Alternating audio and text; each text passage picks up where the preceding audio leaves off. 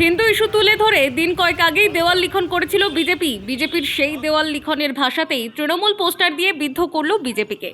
সারা রাজ্য জুড়ে সোমবার দেখা মিলেছে এই পোস্টারের। বাঁকুড়া শহরের মাচানতলা ও পুয়াবাগান এলাকায় তৃণমূলের দেওয়া পোস্টার চোখে পড়তেই দুই দলের মধ্যে শুরু হয়েছে বাকযুদ্ধ।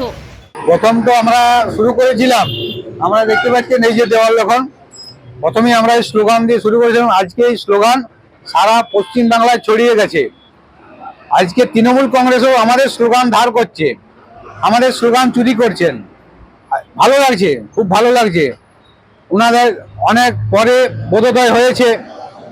ওনারাও চাইছেন যে সকল হিন্দুরা তৃণমূল কংগ্রেস করেন তারাও চাইছে পশ্চিমবাংলায় বিজেপির সরকার আসুক এবং হিন্দুরা একজোট হোক।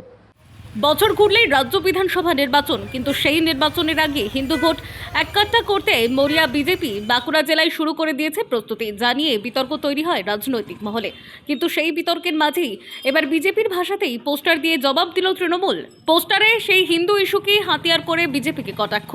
বিজেপি এই ধরনের প্রচার, সাম্প্রদায়িক প্রচার, তারা বিগত 2021, 2023, 2024 লোকসভা নির্বাচনও করেছে।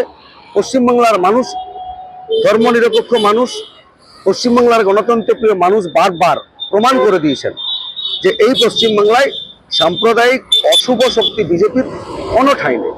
বিজেপির দাবি তাদের স্লোগান চুরি করে পোস্টারে দিয়েছে তৃণমূল। এই পোস্টারই প্রমাণ করছে তৃণমূলের হিন্দুরাও চাইছেন রাজ্য বিজেপির সরকার প্রতিষ্ঠিত হোক। তৃণমূলের পাল্টা দাবি, বিজেপি সাম্প্রদায়িকতার রাজনীতি করে, সাধারণ মানুষের সমস্যার দিকে তাদের নজর নেই।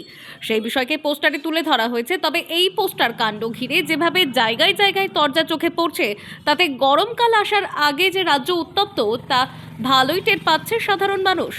বাঁকুড়া থেকে গোপীদের রিপোর্ট, টাইমলেস ডেপিকশন নিউজ।